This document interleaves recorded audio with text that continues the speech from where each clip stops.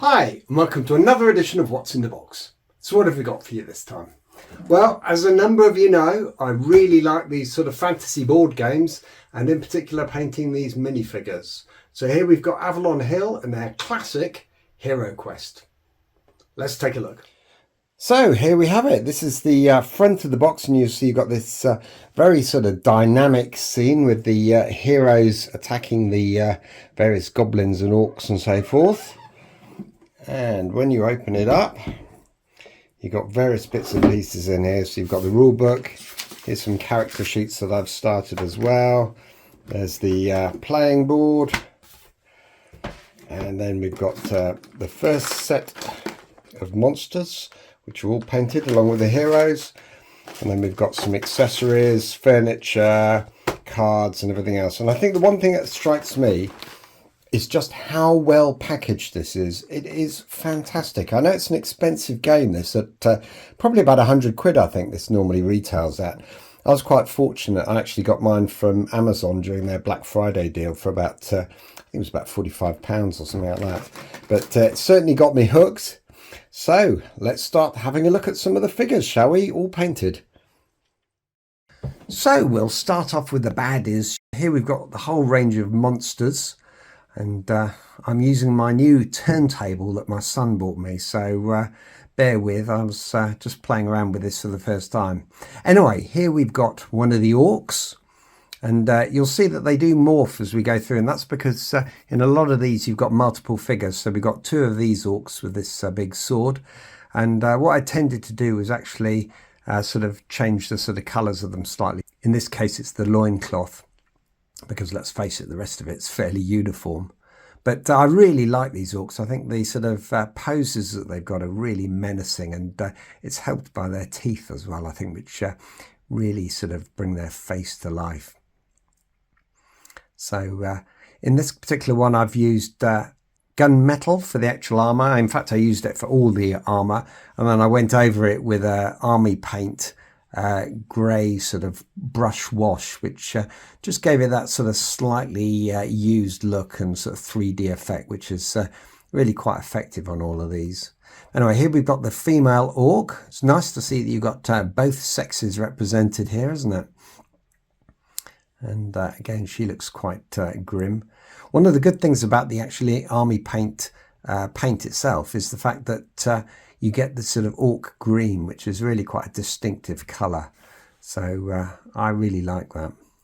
And again, that grey wash that I was mentioning, I was able to sort of rub it over the loincloth a bit as well. So again, it gave it that slightly sort of dirtier, sort of worn look as well, which was quite effective on that.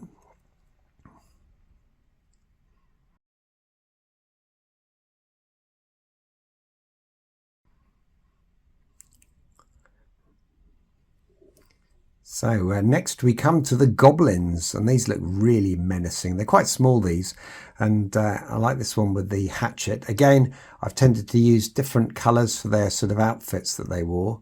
And one of the interesting thing is when you actually look at this now, sort of blown up as it is, you actually realise the bits that I've missed. And on all the goblins, I didn't paint any of their teeth for some reason or other. So I don't suppose it's bad having a green gangrenous looking teeth for these things. So this is the female goblin with her daggers. She looks a bit more like a gnome with that hat, really, doesn't it? But again, I think it's quite effective with this sort of teeth necklace, and obviously some of the decoration on the hat on this particular one. Tended to use sort of gold for the earrings as well.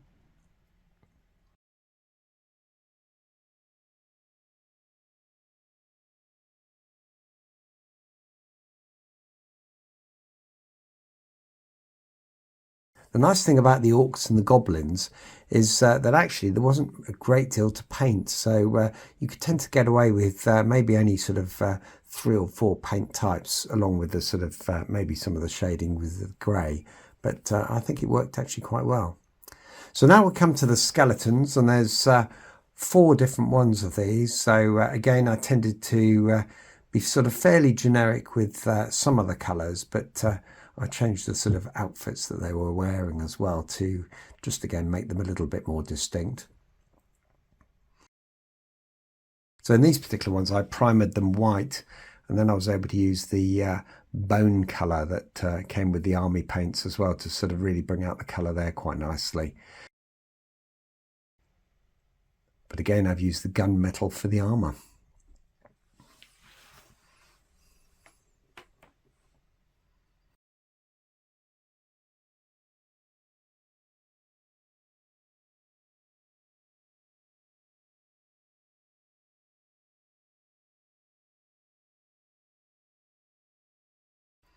And here we've got the mummies. So there were two mummies, and whilst I'll show you them both, they do look fairly similar.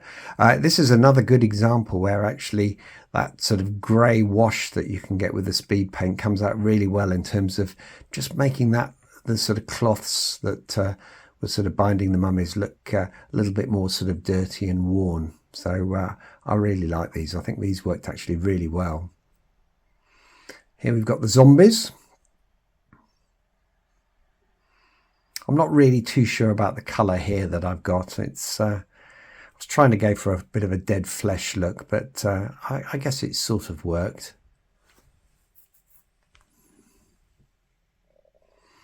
But again, you can see on the trousers just how that sort of speed paint works in terms of giving it that sort of more three-dimensional look. And here we've got the Abomination. I was really not sure about what colour to do these, so I had a chat with my other son Ryan, and he suggested I do them in 3 different colours. So you've obviously got this blue one, then you've got the sort of reddy orange one here. They are quite sort of fishy looking, I think.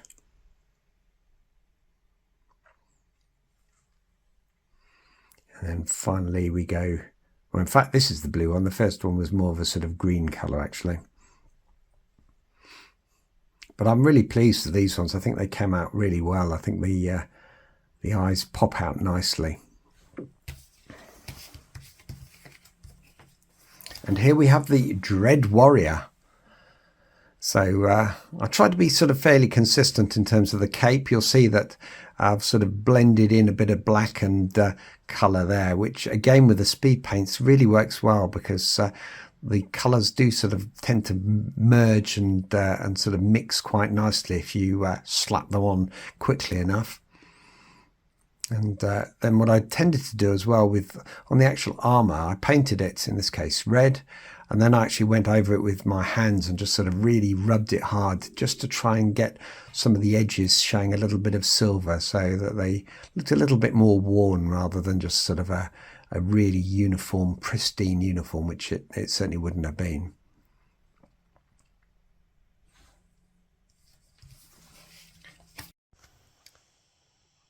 And next we have the Dread Sorcerer. I haven't come across him in the game yet.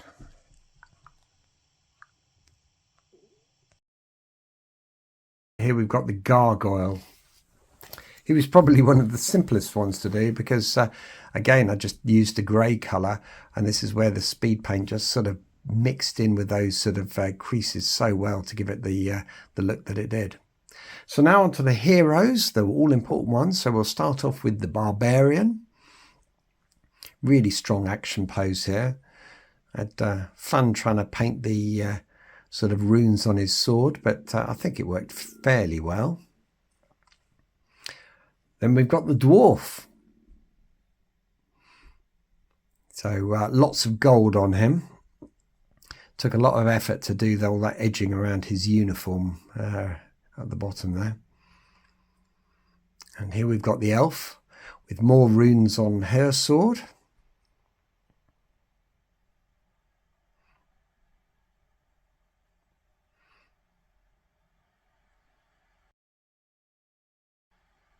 And finally we've got the wizard.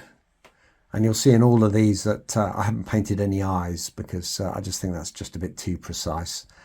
But I think the wizard works quite nicely. I obviously used a few more colours for the heroes. And so, yeah, that's the set of heroes. I do like how they all sit nicely in their display box so that you can actually get them out really easily and you're not having to sort of jemmy them out of the plastic surround that you certainly have to with some of these other board games. So I was really pleased at how these came out. It was very satisfying to finally complete painting the very last one of these because it certainly took a lot of hours. So now let's go on to the furniture and the sort of fixtures and fittings. So these are quite fun. I mean, we've got the straightforward chest here. Again, the wood effect comes out really nicely with, in this case, I've used the hardened leather. Given the fact there were 3 chests, I did actually do some slightly different colours. So in this one, I've used sort of a gold surround around the edging as well. And in this last one, I've actually used dark wood as well to actually make the chest colour. So again, I think that works out quite nicely too. I like how it really brings out the sort of grain in the wood. Quite effective, that one. So here we've got a table, fairly standard. Nothing particularly sexy about this one. Probably one of the quickest ones of the furniture to paint as well. Again, I decided to do these in 2 colours. And here we've got some sort of sideboard. Again, from behind, you really see the grain coming out nicely.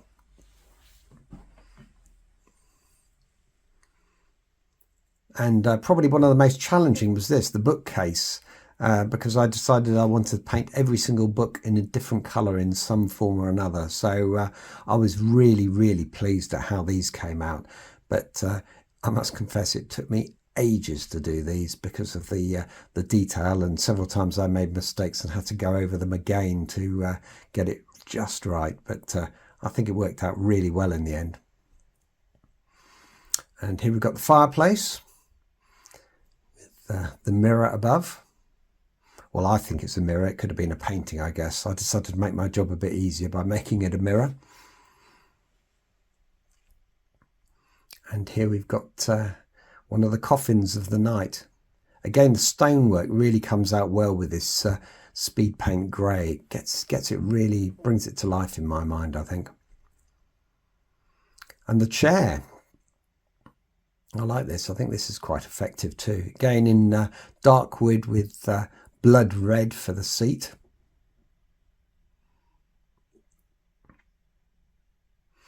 And this was good as well. I don't know what this is, a sort of I guess an altar, but I had fun painting the book. Level of detail that you needed just to sort of get that small sort of eye and the moon on there. And this is the obviously the lab desk.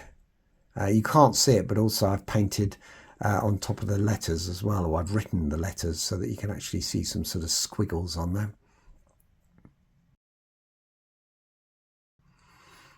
And here we've got the rack. Now, a lot of these are the same colour, but again, I still think it's quite effective. Now, one of the ones that I forgot to film on the actual stand was this, which is the weapons rack. Again, fairly simple. I tried to use different colours wherever I could, but I think that was all right. And here we've got the rats too. So these are more of an accessory, which you could glue onto some of the other furniture. I decided not to. And then we go to the doors. So lots of different doors here. I guess the main difference I tended to do was this sort of centre stone at the top. I tended to do in different colours. I've used greens and reds, and I also sort of coloured the actual plants up the side in different colours in terms of greens and browns and things like that. And then you get the open doors, which again I used exactly the same approach on.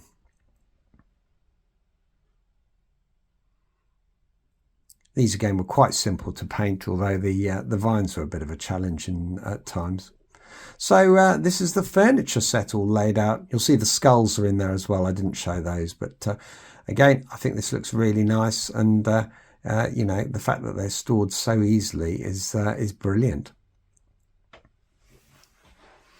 So I had great fun with this, and obviously once I'd painted it, I decided that it's time to actually start playing it with Ryan. So we've been through a couple of the actual quests so far, and they're fairly straightforward. And one of the things I do like is the app. The fact that you can actually both play against it and one of you doesn't have to be Zargon, I think is brilliant, because it does mean that you can actually do some sort of cooperative play. So we've had good fun with it so far. I've got all the other expansions which I need to paint as well at some point, and once I finish these quests then we'll start to work on those, and I'll show you some of those videos. But I really love this game. I'm getting great fun from it. It's very simple, quick to pick up, and yeah, it's a real hit with me. So I'm going to show you the advert next. This is the original advert from when it came out in I don't know, the early 90s, but again, it's the same principle in terms of the game, and yeah, hope you enjoy. HeroQuest. Deep inside another dimension, face battling barbarians and evil magic on a quest for adventure in a maze of monsters. This is HeroQuest, the fantasy adventure game where winning means mastering the arts of combat. I'll use my broadsword And magic. fire of wrath. Discover traps and enemies. Uncover secret doors. Once you get into it, you'll never be the same. HeroQuest. So I hope you like this video. I hope you found it interesting, and I hope it gave you some thoughts in terms of painting the actual figures and the furniture. I know there's lots of other sites you can visit online, but yeah, it's an interesting project for me. I'm looking forward to working on some of the expansions next. As always, if you're interested in this and other board games, then please subscribe to this channel, because I will be uploading some more videos in the future. Although primarily this channel is all about cereal related items, this is my sort of sideline. Thank you for watching.